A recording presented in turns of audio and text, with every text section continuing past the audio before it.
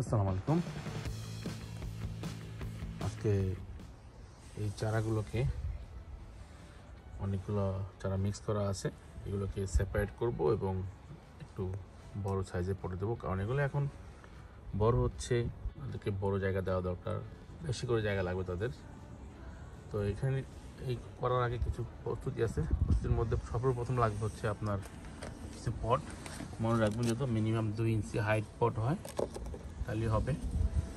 আর তখনই ট্রান্সপ্লান্ট করবেন যখন এই চারাগুলোতে ট্রু লিফ চলে আসে। ট্রু লিফ মানে যে এই পাতা দেখতেছেন, এটা কিন্তু ট্রু লিফ না, এটা প্রথম পেয়ার পাতা, সেকেন্ড বা থার্ড পেয়ার পাতা চলে আসলে এটাকে ট্রান্সফার করলে করা যাবে। কারণ তখন এই ট্রু লিফগুলো আসে যখন তাদের নিচে শিকড় ভালোভাবে পরিপক্ক হয়েছে। আর শিকড় না থাকলে যদি আপনি গাছটাকে ট্রান্সপ্লান্ট করেন, তখন ট্রান্সপ্লান্ট করার সময় যদি কোনো শিকড়ে একটু আঘাত পায় তখন কিন্তু গাছটা মারা যাবে। যেহেতু এখন অনেক শিকড় হয়েছে, এক দুটো আঘাত পেলে কিছু হবে না। আর এই টাইমটা তাদের যে ট্রান্সপ্লান্ট শকটা আছে সেটাও তারা নিতে পারবে। আর কি লাগবে, এই যে বললাম ট্রান্সপ্লান্ট শকের জন্য একটু অ্যাপসন সল্ট লাগবে। আর আমরা যে পানিটা দেবো, বৃষ্টির পানি দেবো। বৃষ্টির পানি অনেক অনেক অনেক কিছু আছে। প্রধান জিনিস হচ্ছে যে এখন দরকার এদের বৃদ্ধির জন্য নাইট্রোজেন পাবে এখান থেকে। আর যেহেতু এই পটটাতে এখন তেমন খাবার লাগবে না, তারপরও অল্প অল্প খাবার দেবো। আমি সাধারণত বৃষ্টির পানি দিয়ে থাকি, যার কারণে আমার তেমন খাবার দিতে হয় না। তারপর আমরা করবো কি, অল্প প্রতিটা পটে 2-3টা করে এরকম স্লো রিলিজ খাবার দিয়ে দেবো, যাতে প্রয়োজন অনুযায়ী নিতে পারে। আর এখানে একটা স্পুন লাগবে অবশ্যই এটাকে উঠানোর জন্য সুন্দর করে। আর ফাইনালি যে জিনিসটা হচ্ছে যে এমন একটা কম্পোস্ট নেবো যেটা ওয়েল ড্রেনেজ কম্পোস্ট হয়। তা আমি এখানে নিয়েছি কোকোপিটের সাথে নর্মাল যে কম্পোস্ট মিক্স করব। আপনারা পার্লা দিতে পারেন বা বার্মি কম্পোস্ট দিতে পারেন, এর সাথে মিক্স করে নেব সুন্দর করে। এই মুহূর্তে মোটামুটি হাফ মানে সম পরিমাণ দিলেই বেটার হবে। কোকোপিটের সাথে এরকম মিক্স করে নিলাম। মাটিটা যখন মিক্স হয়ে যাবে না, একটু পানি দিয়ে নিতে হবে। শুকনো মাটি যদি আমরা দেই তাহলে এই যে চারাগুলো আছে না, চারাগুলোর মধ্যে চারাগুলো ভিজা ভিজা আছে, একটু স্বচ্ছতা আছে, কারণ ওই মাটি উল্টো চারার কাছ থেকে সব কিছু উঠিয়ে নেবে। এই জন্য শুকনো মাটি দিতে পারবেন না, একটু স্যাঁতস্যাঁতে মাটি, পুরো আবার লেতাতে না, একটু দেখেন। আমি যদি দেখেন এরকম দেখেন সুন্দর চিপ দিলে কিন্তু কোনো কিছু বের হবে না। এরকম মাটিটা একটু ভিজা ভিজা হলে তাহলে এখান থেকে এই মাটিটা কখন চারার গায়ে থেকে তার রস নেবে না, চারা এখান থেকে নেবে, এমনভাবে মাটিটা যেন হয়, খুব খেয়াল রাখতে হবে। এখানে এভাবে দেখেন, এখানে হোল করে করে ঠিক এইখান থেকে 3টা-4টা করে দেখেন এরকম স্লোলি আমি এই হোলের মধ্যে দিয়ে দিতেছি। সবগুলো দেওয়া হয়ে গেছে। আমরা যখন 2-3টে করে এরকম স্লোলি দেবো, দেওয়ার পর কিন্তু আমরা এটাকে মিক্স করে দিই যাতে শিকড়ের সাথে কখনো না লাগে, এটা মনে রাখতে হবে। কারণ শিকড়ে ডাইরেক্ট লেগে গেলে ওরা পছন্দ করবে না। এখন মিক্স করে দিলাম, আমি আলাদা আলাদা দিলাম যাতে পরিমাণটা ঠিক থাকে, একবার মিক্স করে নেই যাতে কোথাও বেশিও না হয় কম হয়। এখন আমরা দেখেন করে দিলাম, এখন আমি মিক্স করে দিলাম, দেখেন এখন দেখা যাচ্ছে না, প্রতিটা এভাবে হোল করে দেবো আবার। এখন ইজিলি চারাগুলো ভরে দেবো।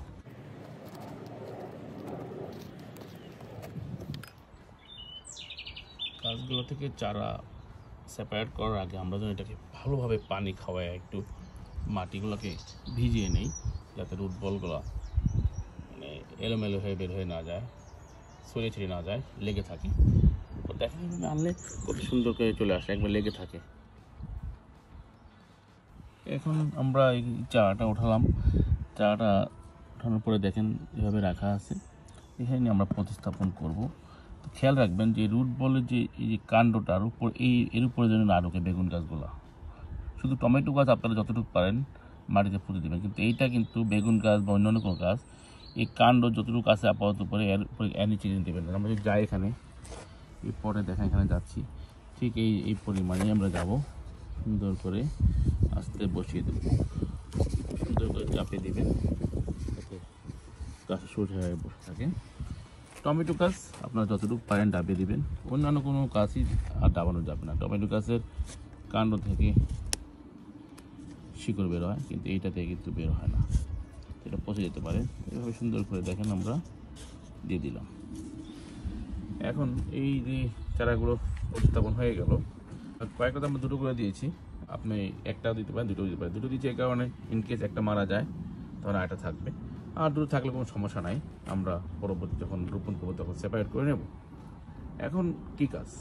এখন হচ্ছে সবচেয়ে মোস্ট ইম্পর্টেন্ট কাজ, যেটা আমি অ্যাপসম সল্ট মিশিয়ে রেখেছিলাম, বৃষ্টির পানি আমরা এখন দেব। এই এখন বৃষ্টির পানি একদম সুন্দর করে দেব, একেবারে মাটির সাথে সুন্দর করে লেগে যায়। আর মাটিটা দেওয়ার সময় খুব বেশি টাইট করবেন না, যাতে শিকড়গুলো একটু শ্বাস নিঃশ্বাস নিতে পারে।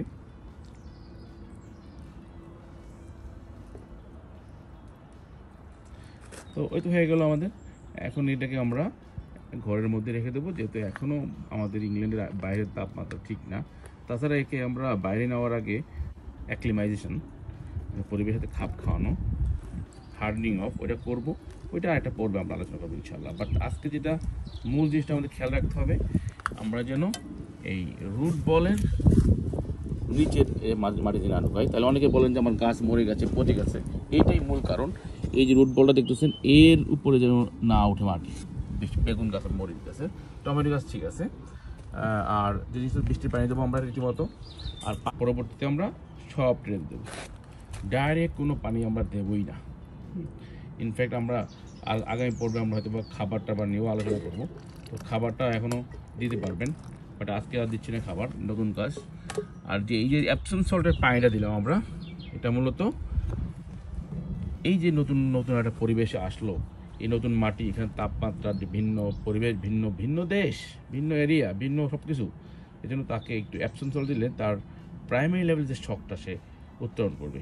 তাছাড়া ওর অনেক শিকড় আছে আলহামদুলিল্লাহ, যেগুলো আমি এটা রাখি। দেখেন বেশ, এই যে আমি বললাম যে ট্রুলিপ হলে, যে এই যে দেখেন এই যে ট্রুলিপ হয়ে গেছে, দেখেন শিকড় কিন্তু প্রচুর শিকড় আছে। এটা দেখাইলে যদি খুলবো না, গাছটা মারা যাবে, অনেক শিকড় আছে এর মধ্যে, যার কারণে এটা এখন ট্রান্সফার করা বেশ সহজ। তাহলে আমাদের ট্রান্সফার হয়ে গেল। এখন কি করতে হবে, তা আমরা ভুলে না যাই, এটা হচ্ছে আমার এনবিসি।